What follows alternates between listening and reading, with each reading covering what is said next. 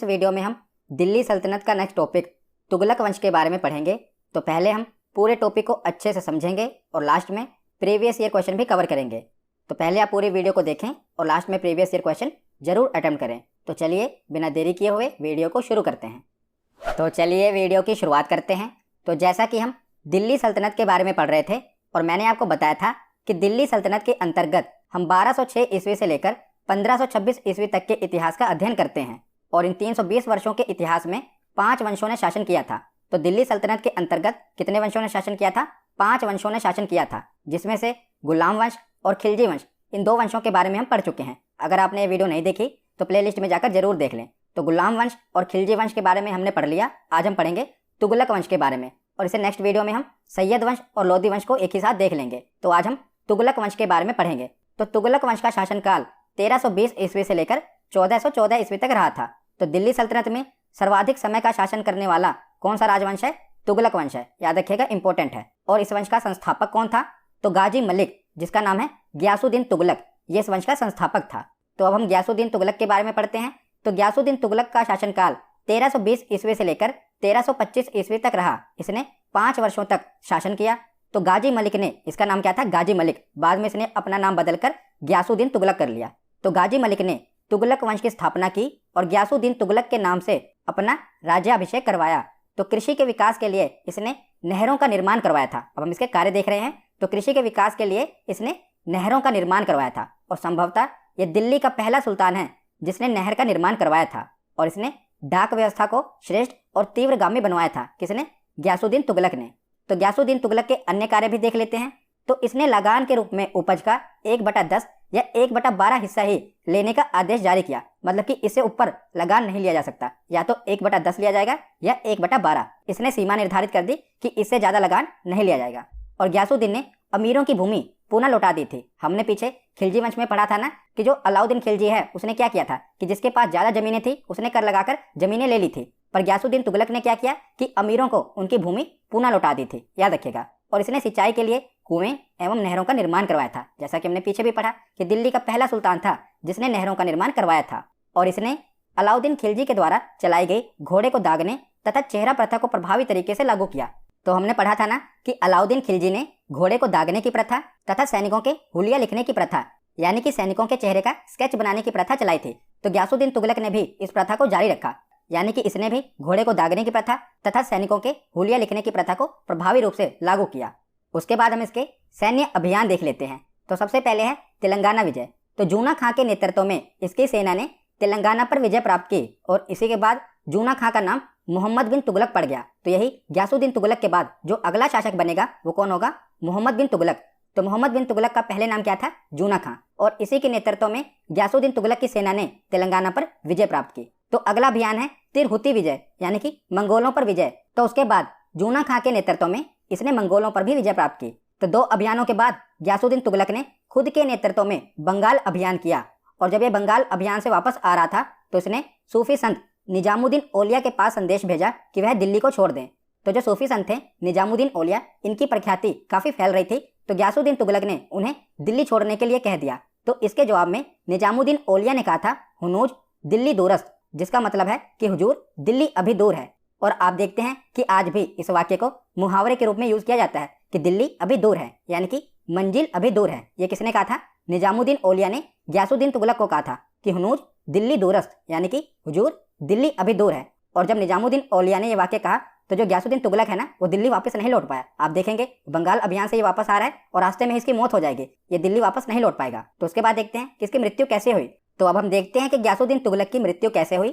तो जब गियासुद्दीन तुगलक बंगाल अभियान से लौट रहा था तब लौटते समय तुगलकाबाद से 8 किलोमीटर की दूरी पर स्थित अफगानपुर में एक महल में सुल्तान गियासुद्दीन प्रवेश करते हैं और वही महल उनके ऊपर गिर जाता है, जिस कारण महल के अंदर दबकर इनकी मृत्यु हो जाती है।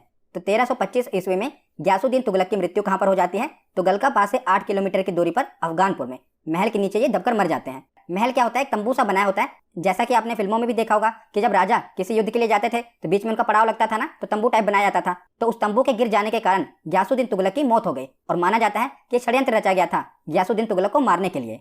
तो गियासुद्दीन तुगलक का जो मकबरा बना है वो कहां पर बना है? तुगलकाबाद में बना है। यह भी पूछा गया है कि गियासुद्दीन तुगलक का मकबरा कहां पर है? तुगलकाबाद में। तो गयासुद्दीन तुगलक की मृत्यु के बाद उसका पुत्र जूना खां, जिसे मोहम्मद बिन तुगलक कहते हैं, ये दिल्ली की गद्दी पर बैठा। और मोहम्मद बिन तुगलक दिल्ली के सुल्तानों में से सर्वाधिक विद्वान था। याद रखिएगा, ये सबसे ज्यादा पढ़ा लिखा था और सबसे ज्यादा बेवकूफ भी यही था, मोहम्मद बिन तुगलक। ये अपनी सनक भरी योजनाओं के कारण इसे स्वप्नशील, पागल एवं रक्त पिपासु कहा जाता है, क्योंकि ये कोई भी योजना बिना सोचे समझे कि उसका परिणाम क्या होगा ये लागू कर देता था। इसको कोई भी सपना आया तो ये अगले दिन उसको लागू कर देगा। मतलब कि मोहम्मद बिन तुगलक ये नहीं सोचता था कि उसका परिणाम क्या होगा, बस ये योजनाओं को लागू कर देता था। और इसे रक्त पिपासु भी कहा जाता था, यानी कि जनता का रक्त चूसने वाला। किसे? मोहम्मद बिन तुगलक को। तो आगे अब हम मोहम्मद बिन तुगलक की प्रशासनिक योजनाओं का क्रम देख लेते हैं कि कौन कौन सी योजनाओं की शुरुआत, कौन कौन से अभियानों की शुरुआत इसने की थी। तो 6 योजनाओं की शुरुआत इसने की थी जो कि पूरी तरह से असफल रही थी। सबसे पहले इसको हम डिटेल में पढ़ेंगे भी, एक बार देख लेते हैं। तो सबसे पहले इसने दोआब में कर वृद्धि की योजना शुरू की। दोआब यानी कि 2 नदियों के बीच का स्थान जो कि काफी उपजाऊ होता है, जैसे कि आप पंजाब में देखते हैं कि काफी सारे दोआब हैं, यानी कि 2 नदियों के बीच का एरिया जो कि काफी उपजाऊ होता है। तो वहां पर इसने कर में वृद्धि की योजना कर दी, क्योंकि इसने सोचा जो भी दोआब हैं वो काफी उपजाऊ होते हैं, इसीलिए इसने कर वृद्धि योजना कर दी दोआब पर। दूसरी इसकी योजना है राजधानी परिवर्तन की, वो आगे हम देखेंगे।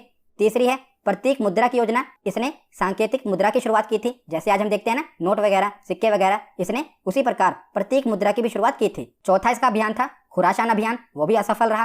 5वां अभियान था कराचील अभियान, ये भी असफल रहा। और छठा था कृषि उत्पादन वृद्धि की योजना। तो ये 6 प्रकार के महत्वपूर्ण योजनाएं हैं क्रम से, जो कि मोहम्मद बिन तुगलक के द्वारा शुरू की गई थी। तो सबसे पहले देखते हैं दोआब में कर वृद्धि योजना।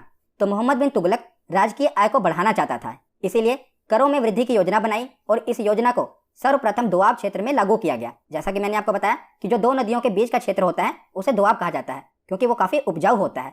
परंतु जब इसने यह योजना लागू की तब दुर्भाग्यवश दोआब क्षेत्र में अकाल पड़ गया, यानी कि सूखा पड़ गया, और किसान राहत की अपेक्षा कर रहे थे। और उसी समय इसने ये योजना लागू कर दी कि अब आपसे और ज्यादा कर लिया जाएगा, जिसके परिणाम स्वरूप क्या हुआ कि किसानों ने विद्रोह कर दिया। और किसानों का ये पहला विद्रोह था। तो किसानों के विद्रोह के कारण इसने क्या किया कि किसानों की भलाई के लिए दीवाने अमीर कोही नामक एक विभाग बनाया। इस विभाग का क्या काम था कि किसानों को कम दरों पर ऋण दिया जाए, यानी कि किसानों की सहायता की जाए, उन्हें ऋण प्रदान किया जाए। ये किस विभाग का काम था? दीवाने अमीर कोही। तो ये एग्जाम में पूछा गया है कि दीवाने अमीर कोही किससे संबंधित है?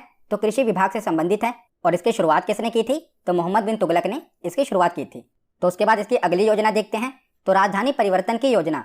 तो इसने राजधानी को दिल्ली से देवगिरी, जिसे अब दौलताबाद कहा जाता है, इसने राजधानी को दिल्ली से देवगिरी स्थानांतरित कर दिया। तो ये राजधानी को दक्षिण में ले गया। तो इसका मुख्य उद्देश्य क्या था? तो इसका मुख्य उद्देश्य था मंगोल आक्रमण से बचना तथा दक्षिण में इस्लाम का प्रसार करके वहां राजनीतिक के प्रभुत्व स्थापित करना। इसीलिए इसने राजधानी को दिल्ली से दौलताबाद बनाने का आदेश दे दिया। परंतु जब इसने अपनी राजधानी दिल्ली से दौलताबाद स्थानांतरित की, उसके बाद यह असफल रहा और प्रजा के विद्रोह के कारण दोबारा इसे दिल्ली वापस आना पड़ा, यानी कि इसे अपनी राजधानी दोबारा दिल्ली बनानी पड़ी। तो यह भी योजना इसकी असफल रही। उसके बाद देखते हैं सांकेतिक मुद्रा की योजना। तो मोहम्मद बिन तुगलक ने तांबे और कांसे के सिक्के चलवाए, जिनका मूल्य चांदी के टंके के मूल्य के बराबर होता था। तो खिलजी वंश में हमने पढ़ा था ना, टंका और जीतल के बारे में 2 मुद्राएं होती थी। तो इसने तांबे और कांसे के सिक्के चलवाए, जिनका मूल्य चांदी के टंके के बराबर होता था। पर इसने अपनी मुद्रा के निर्माण विधि को गुप्त नहीं रखा। जैसा कि आप देखते हैं आरबीआई जो भी नोट बनाती है उसमें कुछ सिक्योरिटी फीचर होते हैं, जिसे हमें पता चल पाता है कि ये नोट असली है। हालांकि असली नोट की भी नकल कर ली जाती है, पर इतना आसान नहीं होता। उसमें आप देखते हैं ना कुछ सिक्योरिटी फीचर होते हैं। पर इसने मोहम्मद बिन तुगलक ने जब सिक्के चलवाए तो ऐसा कोई भी सिक्योरिटी फीचर नहीं रखा, जिस कारण क्या हुआ, घर घर में नकली सिक्का बनने लगा और पूरा बाजार नकली सिक्कों से भर गया। और जब इसे समझ आया कि जो इसकी योजना है सिक्के चलाने की ये असफल रही, तब इसने क्या किया, ये आदेश दे दिया कि जिन लोगों के पास सांकेतिक मुद्रा है वो मेरे पास जमा करा दें और असली सिक्के, चांदी के सिक्के ले जाएं। तो देख रहे हैं आप कितना मूर्ख है। पहले इसने क्या किया, मुद्रा बिना सोचे समझे चलवा दी। उसके बाद जब इसे पता चला कि घर घर में नकली सिक्के बन रहे हैं, तो नकली सिक्कों को बाजार से वापस लेने के लिए इसने क्या कहा कि जिसके पास सिक्के हैं वो मेरे पास ले आए और असली सिक्के, चांदी के सिक्के ले जाए। तो इसका परिणाम क्या निकला, जिसने नकली सिक्के नहीं भी बनवाए थे ना असली सिक्कों के लिए, उसने भी नकली सिक्के बनवाने शुरू कर दिए। तो ये योजना भी इसकी असफल रही। इसकी अगली योजना थी खुरासान अभियान योजना। तो इस समय ईरान खुरासान में मंगोलों के शासन का पतन हो रहा था, जिस कारण वहां पर राजनीतिक अस्थिरता थी। और इसी राजनीतिक अस्थिरता का लाभ उठाने के लिए मोहम्मद बिन तुगलक ने खुरासान अभियान की योजना बनाई। इसने सोचा कि वहां पर अभी राजनीतिक अस्थिरता है, मैं वहां पर आक्रमण करके उसे भी अपने साम्राज्य में मिला लूं। इसीलिए इसने 3,70,000 सैनिकों की एक सेना तैयार की और उन्हें 1 वर्ष का अग्रिम वेतन दे दिया, यानी कि एडवांस में वेतन दे दिया। और उन्हें यह आदेश दे दिया कि किसी भी वक्त हम ईरान पर आक्रमण कर देंगे। परंतु पूरा 1 साल बीत गया, इसने आक्रमण नहीं किया। और अंत में क्या हुआ, इसने खुरासान के शासक से संधि कर ली, जिस कारण इसके सैनिक बहुत ही नाराज हुए। क्योंकि उनको इसने आदेश दे दिया था कि हम कभी भी युद्ध कर सकते हैं, और बाद में उन्हें पता चला कि इसने तो खुरासान के शासकों से संधि कर ली है। तब इसने क्या किया, हम आगे देखते हैं। तो आगे कराची अभियान योजना। तो सैनिकों के विद्रोह से बचने के लिए इसने क्या किया कि जो भी सैनिक थे ना, उन्हें हिमालय की दुर्गम चोटी कराची अभियान के लिए भेज दिया, जहां पर क्या हुआ कि अधिकांश सैनिक रास्ता भटक गए और कुछ सैनिक आपसी विवाद के कारण ही आपस में ही लड़कर मर गए। और इब्न बतूता, जो कि मोरक्को का यात्री है, इसने बताया है कि अंत में केवल 10 अधिकारी ही बचकर वापस आए। तो खुरासान की योजना भी इसकी पूरी तरह से असफल रही। उससे बचने के लिए इसने कराची अभियान योजना बनाई कि सैनिकों को क्या कर दिया, उनके विद्रोह से बचने के लिए हिमालय की दुर्गम चोटियों पर भेज दिया। तो इससे क्या हुआ, इसका भी काफी नुकसान हुआ। इसने उनको वेतन भी दिया हुआ था और सैनिकों का भी नुकसान हुआ। तो इस प्रकार ये एक प्रकार का असफल शासक था। और इसी के समय मोरक्को का यात्री इब्न बतूता भारत में आया था। बहुत बहुत इंपॉर्टेंट है। मोरक्को का यात्री कौन था, इब्न बतूता। और किसके शासनकाल में आया था, मोहम्मद बिन तुगलक के शासनकाल में आया था। और मोहम्मद बिन तुगलक ने इब्न बतूता की विद्वता से खुश होकर उसे दिल्ली का काजी भी नियुक्त किया था, याद रखिएगा। उसके बाद आगे देखते हैं। तो मोहम्मद बिन तुगलक के शासनकाल में ही दक्षिण में हरिहर एवं बुक्का नामक 2 भाइयों ने 1336 ईस्वी में एक स्वतंत्र राज्य विजयनगर की स्थापना की। तो विजयनगर की स्थापना किसने की थी, हरिहर एवं बुक्का ने विजयनगर की स्थापना की थी। और इसी के साथ 1347 ईस्वी में एक स्वतंत्र राज्य बहमनी साम्राज्य की भी स्थापना हुई, जिसकी स्थापना किसने की, अलाउद्दीन बहमन शाह ने। तो हरिहर और बुक्का ने विजयनगर की स्थापना की और बहमनी साम्राज्य की स्थापना अलाउद्दीन बहमन शाह ने की। तो अंततः मोहम्मद बिन तुगलक की मृत्यु 20 मार्च 1351 को हो गई। और इसकी मृत्यु पर इतिहासकार बदायूनी का कहना है, बहुत ही इंपॉर्टेंट है, कि जनता को अपने राजा से और राजा को अपनी जनता से छुटकारा मिला। तो ये लाइन बहुत ही इंपॉर्टेंट है। किसके लिए कही गई थी, मोहम्मद बिन तुगलक के लिए, कि जनता को अपने राजा से और राजा को अपनी जनता से छुटकारा मिला। तो मोहम्मद बिन तुगलक के बाद अगला शासक बना फिरोज शाह तुगलक। और इसका शासनकाल 1351 ईस्वी से लेकर 1388 ईस्वी तक रहा। और फिरोज शाह तुगलक 45 वर्ष की उम्र में दिल्ली सल्तनत की गद्दी पर बैठा। और गद्दी पर बैठने के बाद ही इसने बहुत सारे उन निर्णयों को वापस ले लिया जो कि इसे पहले के शासकों ने लागू किए थे। तो इसने अपने पूर्व के शासकों के द्वारा लिए गए बहुत सारे निर्णयों को वापस ले लिया और इसने शरीयत के अनुसार शासन किया। और शरीयत में जिन करों का उल्लेख नहीं था उसे इसने बंद कर दिया। तो फिरोज शाह तुगलक अपने प्रशासनिक और लोक कल्याणकारी कार्यों के लिए प्रसिद्ध था। कुछ इतिहासकारों ने इसे सल्तनत काल का अकबर भी कहा है, क्योंकि इसने बहुत सारे लोक कल्याणकारी कार्य किए हैं, वो हम आगे देख लेंगे। तो फिरोज शाह तुगलक ब्राह्मणों पर जजिया कर लगाने वाला पहला मुस्लिम शासक भी था, ये भी इंपॉर्टेंट है। तो जजिया कर की बात आई है तो एक बार हम जजिया कर के बारे में पढ़ लेते हैं, क्योंकि जजिया कर से बहुत से प्रश्न बनते हैं। पहले भी मैंने आपको जजिया कर के बारे में पढ़ाया था, एक बार आपकी रिवीजन भी हो जाएगी। तो देख लेते हैं। तो जजिया कर क्या है, पहले तो आपको ये पता होना चाहिए। तो जजिया कर गैर मुसलमानों से लिया जाने वाला एक प्रकार का सुरक्षात्मक कर था। तो सबसे पहले मोहम्मद बिन कासिम ने भारत पर सबसे पहले जजिया कर लगाया था। किसने, मोहम्मद बिन कासिम ने। तो इसने जजिया कर से निम्नलिखित लोगों को मुक्त रखा था, यानी कि इनसे जजिया कर नहीं लिया जाएगा। तो किनसे, बच्चों से, बूढ़ों से, औरतों से, विकलांगों से और ब्राह्मणों से, इन 5 लोगों से जजिया कर नहीं लिया जाएगा। परंतु फिरोज शाह तुगलक, अभी हम पढ़ रहे हैं ना फिरोज शाह तुगलक के बारे में, तो फिरोज शाह तुगलक ने क्या किया कि जो ब्राह्मण है ना, ब्राह्मणों पर भी जजिया कर लगा दिया। याद रखिएगा, इंपॉर्टेंट है। उसके बाद क्या हुआ, तो अकबर, मुगल साम्राज्य में हम अकबर के बारे में पढ़ेंगे। तो अकबर ने 1564 ईस्वी में जजिया कर को समाप्त कर दिया था। परंतु उसके बाद औरंगजेब ने 1679 ईस्वी में दोबारा जजिया कर को लागू कर दिया। यानी कि अकबर ने समाप्त किया और औरंगजेब ने दोबारा जजिया कर लागू कर दिया। परंतु जजिया कर को अंतिम रूप से समाप्त करने वाला शासक कौन था, मोहम्मद शाह रंगीला। तो हमने पूरा जजिया कर का इतिहास पढ़ लिया कि किसने लागू किया, किसने बंद किया और किसने अंतिम रूप से बंद कर दिया। तो मोहम्मद शाह रंगीला ने इसे अंतिम रूप से समाप्त कर दिया। मोहम्मद बिन कासिम ने इसकी शुरुआत की और मोहम्मद शाह रंगीला ने इसे अंतिम रूप से समाप्त कर दिया। तो यह था जजिया कर के बारे में। इससे बहुत से प्रश्न बने हैं कई बार, इसलिए इंपॉर्टेंट है। तो हमने पढ़ा कि फिरोज शाह तुगलक को सल्तनत काल का अकबर कहा जाता है। क्यों, इसके प्रशासनिक और लोक कल्याणकारी कार्यों के लिए। तो इसके लोक कल्याणकारी कार्य देख लेते हैं। तो सबसे पहले है ऋण की समाप्ति। तो फिरोज शाह तुगलक के शासक बनते ही इसने किसानों के ऋणों को माफ कर दिया और केवल 4 प्रकार के ही कर लगाए थे। कौन कौन से, पहला था खराज, जो कि लगान है। दूसरा है खुम्स, ये युद्ध में लूटे गए माल पर कर लगता था। तो जब भी इसकी सेना दूसरे साम्राज्य से लूटपाट करती थी ना, तो जो भी धन वो लूट कर लाती थी उसमें सुल्तान का हिस्सा होता था, जिसे खुम्स कहा जाता था। तीसरा था जजिया कर, जो कि गैर मुस्लिमों पर लगता था। चौथा था जकात कर, जो कि मुसलमानों पर लगता था। तो इस्लाम धर्म के अनुसार 2.5% का दान उन लोगों को देना पड़ता था जो कि मालदार लोग होते थे, यानी कि जिनके पास खूब सारा पैसा होता था, और उनसे पैसों को लेकर अपाहिज और असहाय लोगों पर खर्च किया जाता था। तो ये थे 4 प्रकार के कर, खराज, खुम्स, जजिया और जकात। उसके बाद अगला पॉइंट है कि राजनीतिक अपराधों के दंड विधान में परिवर्तन। तो फिरोज शाह तुगलक ने राजनीतिक अपराध जैसे राजद्रोह गबन के दंड विधान में परिवर्तन करके कठोर दंड की जगह सामान्य दंड देने की व्यवस्था कर दी। तो जो भी पहले कठोर दंड दिए जाते थे ना, जैसे कि मृत्यु दंड, उसे इसने हटाकर सामान्य दंड देने की व्यवस्था कर दी। इसीलिए इसे कल्याणकारी राजा कहा गया, क्योंकि इसने बहुत सारे कानूनों में परिवर्तन किया।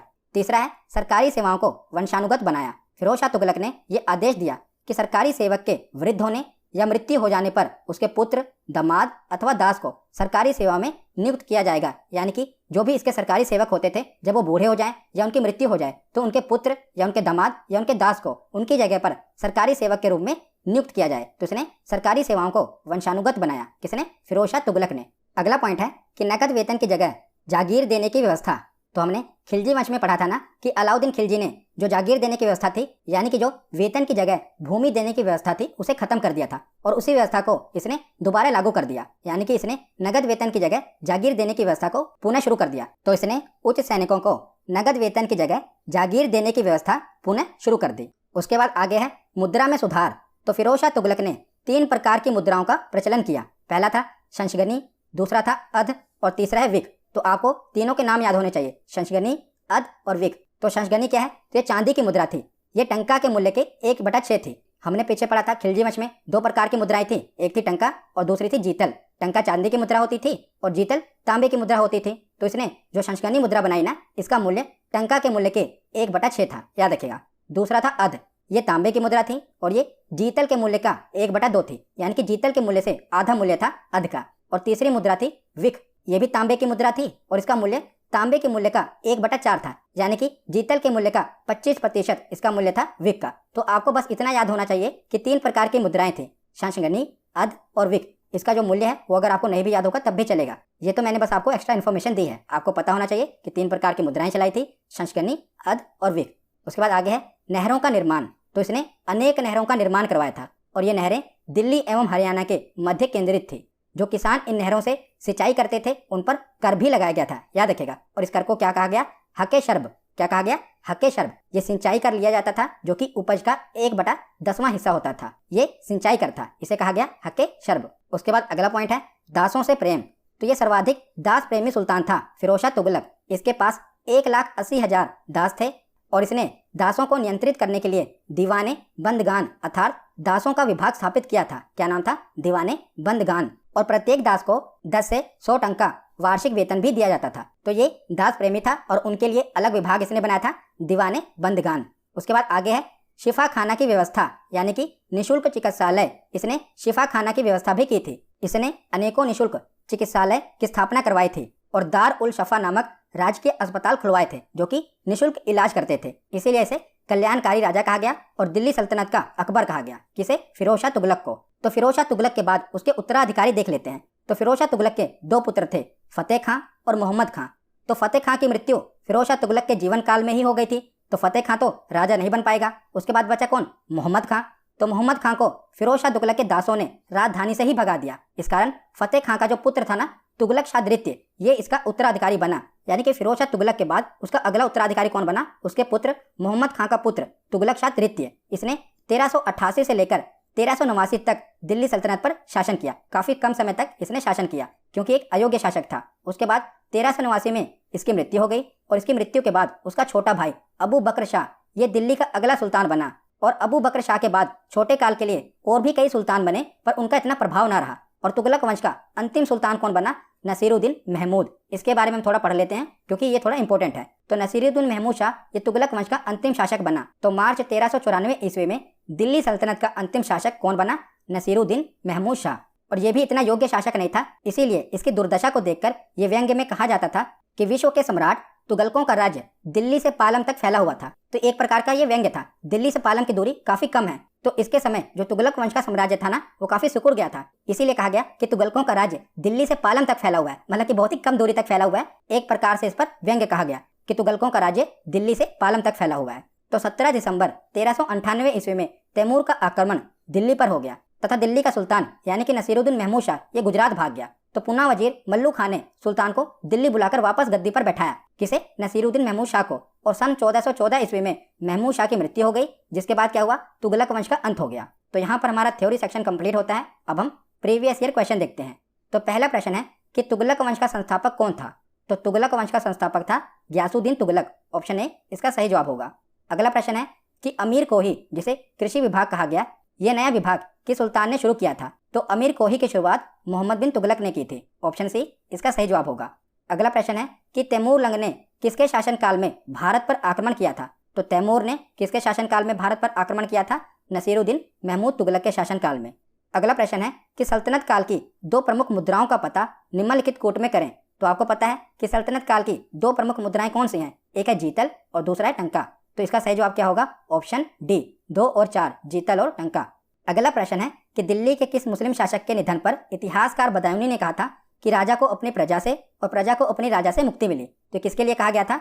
मोहम्मद बिन तुगलक के लिए। ऑप्शन बी इसका सही जवाब होगा। अगला प्रश्न है कि दिल्ली सल्तनत के तुगलक राजवंश का अंतिम शासक कौन था? तो तुगलक राजवंश का अंतिम शासक कौन था? नसीरुद्दीन महमूद शाह। ऑप्शन सी इसका सही जवाब होगा। अगला प्रश्न है कि कौन से सुल्तान की मृत्यु अफगानपुर तुगलकाबाद में लकड़ी के बने स्वागत भवन के गिरने से हो गई थी? तो किसकी मृत्यु महल गिरने से हो गई थी? गियासुद्दीन तुगलक की। ऑप्शन बी इसका सही जवाब है। अगला प्रश्न है कि नहर निर्माण कराने वाला दिल्ली का प्रथम सुल्तान कौन था? तो नहर निर्माण कराने वाला दिल्ली का प्रथम सुल्तान तुगलक वंश का संस्थापक था। ऑप्शन ए गियासुद्दीन तुगलक इसका सही जवाब होगा। अगला प्रश्न है कि इतिहासकारों ने किस शासक को दिल्ली सल्तनत का अकबर कहा है? तो इतिहासकारों ने बताइए किस शासक को दिल्ली सल्तनत का अकबर कहा है? फिरोज शाह तुगलक को। ऑप्शन ए इसका सही जवाब होगा। अगला प्रश्न है कि सुल्तान बनने के पूर्व किसका नाम जूना खां था? तो सुल्तान बनने से पूर्व किसका नाम जूना खां था? मोहम्मद बिन तुगलक का। ऑप्शन बी इसका सही जवाब है। अगला प्रश्न है कि मोहम्मद बिन तुगलक की मृत्यु कहाँ पर हुई थी? तो इसकी मृत्यु दौलताबाद में हुई थी। ऑप्शन सी इसका सही जवाब है। आज का आखिरी प्रश्न है कि दिल्ली के किस सुल्तान ने ब्राह्मणों पर जजिया कर लगाया था? तो किसने लगाया था? फिरोज शाह तुगलक ने। इसने ब्राह्मणों पर भी जजिया कर लगा दिया था। तो आज की ये वीडियो यहीं पर खत्म होती है। कैसी लगी ये वीडियो कमेंट सेक्शन में जरूर बताना। धन्यवाद।